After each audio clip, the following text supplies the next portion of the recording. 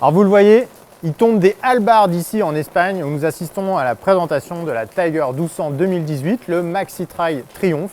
Donc cette moto lancée en 2012, l'une des alternatives les plus crédibles et les plus compétitives face à la référence R1200 GS.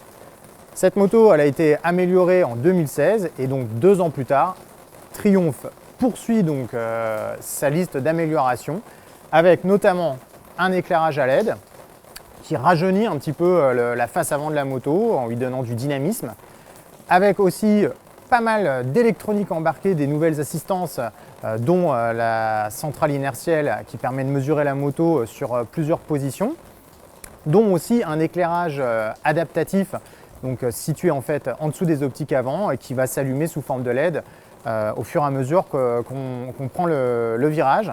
On note aussi l'arrivée d'un shifter bidirectionnel, c'est-à-dire qui fonctionne à la montée et à la descente des rapports, et un anti-patinage donc plus sophistiqué.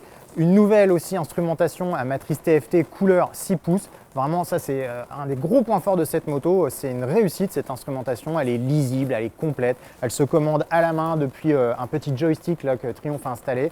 C'est vraiment, il n'y a aucun reproche à faire. Vraiment, en plus, les contrastes s'ajustent automatiquement. Et quand on a ces conditions météo très difficiles comme on les a eues aujourd'hui, je peux vous dire que c'est vraiment du plus parce que quel que soit le temps ou la météo, ça reste lisible en toutes circonstances. Alors, tous ces accessoires un petit peu haut de gamme que je viens de vous citer, ils sont exclusivement installés sur la version la plus luxueuse de la gamme Tiger 2018, à savoir cette XR-T que vous voyez ici, avec donc des jantes à bâton, parce qu'en fait c'est la moto un petit peu plus typée route, sachant qu'il y a une deuxième gamme donc, pour la Tiger 1200 qui est la XC, et donc là avec des roues à rayons.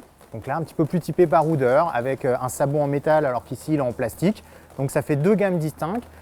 Au mieux, dans ces gammes, on a le choix puisqu'il y en a 3 avec les jantes à bâton, plus une avec une version selle et suspension surbaissée. Et donc dans la version roue à rayons, donc les XC, là on a 2 modèles, XCX et XCA, donc le modèle haut de gamme. Donc tout ça, bon, c'est pas super lisible, c'est pas évident non plus là vous expliquer ça comme ça, parce que bon, ça fait beaucoup de modèles, hein, ça en fait 6 en tout, mais il faut avouer que la démarche quand même a une certaine cohérence de la part de Triumph, c'est-à-dire que plutôt que de proposer une moto nue et d'installer des packs d'options dessus au fur et à mesure suivant les goûts, Triumph vous propose finalement déjà des motos prééquipées, donc, qui sont déjà copieusement fournis justement en termes de dotation d'équipement.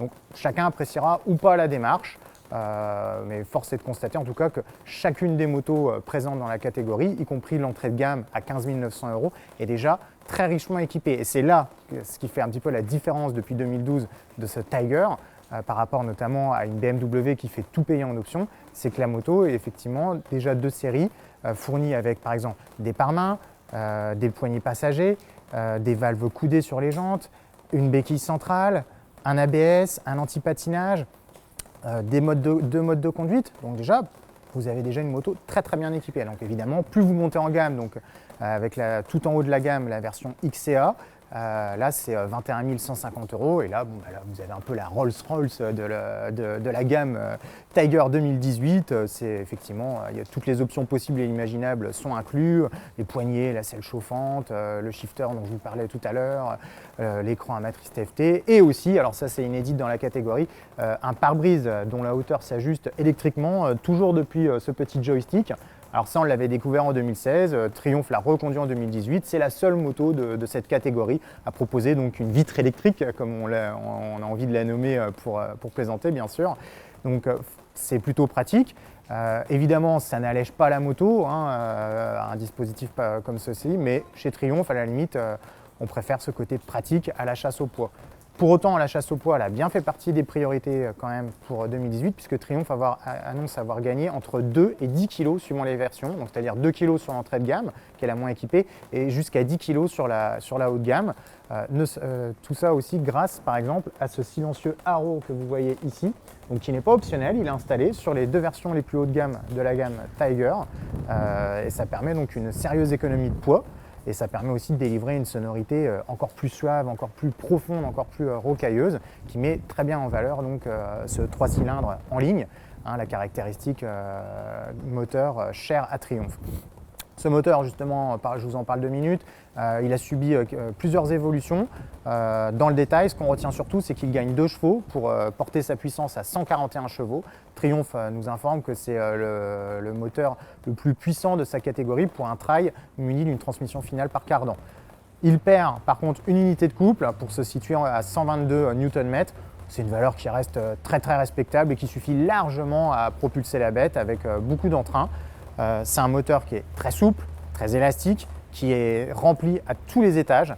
Ce n'est pas un moteur hyper démonstratif comme certaines de ses concurrentes, il n'est pas forcément sportif. Triumph l'avoue, hein, ils ont vraiment voulu faire un moteur dont la distribution de puissance est linéaire, donc exploitable, rempli, qui répond toujours présent. Donc qui ne va pas forcément vous propulser de virage en virage presque avec violence comme le fait par exemple une super Adventure de chez KTM, mais qui va répondre présent à tout moment. Alors sachant qu'en plus sur ces versions haut de gamme on a le shifter donc à double effet, ça fait vraiment une accélération ininterrompue du début à la fin. La perte de poids dont je vous parlais tout à l'heure par contre elle n'est pas forcément très perceptible guidon en main. Bon, effectivement, je vous le disais, c'est compris entre 2 et 10 kg. Sur une machine qui en avoue 240 à sec, vous imaginez bien que ça ne la transcende pas. Donc on est toujours en face d'une moto qui est quand même assez lourde, qui en plus est longue, qui en plus a un centre de gravité assez haut du fait de son architecture moteur. Le 3 cylindres, c'est un moteur qui est assez haut. Donc tout ça pour dire que ce n'est pas la moto la plus maniable, la plus agile de la catégorie. Rien que la relevée déjà de la béquille, on sent qu'on a affaire quand même à quelque chose d'assez lourd. En revanche, une fois en route, la moto est très bien équilibrée. Elle s'incline finalement très facilement dans les virages. Il faut juste pas hésiter à s'impliquer un petit peu, se servir de ses bras dans les enchaînements de virages. Mais après, la moto suit sa trajectoire, elle y est vraiment rivée, elle est très stable.